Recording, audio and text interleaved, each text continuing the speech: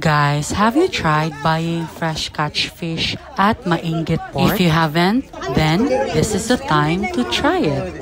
Oh, 400 lang ni ma'am. Damit eh. 300 lang ni, 300.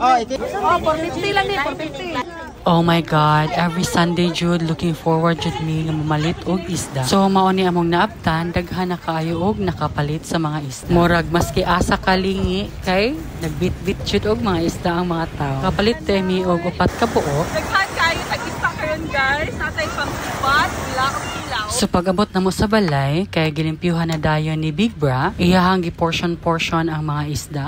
Then si Algie kay naghiwa-hiwa na pod para sa inununan. So si Big Bra di ay kay nag-portion na siya sugbaon, tulaon, og siya na sa naghiwa para sa himuong kinilaw. So karon kay nag-andam na siya para iyang isugba ang isda. Guys, iyaha lang ning gitunga kay para maluto gud gani. Unya si Algie kay nagbuhat na sa iyang pinakalamiang inununan. Guys, the best yun ni ang iyahang inununan ha. Unya si Bikay kay nagluto og manok para sa mga bata.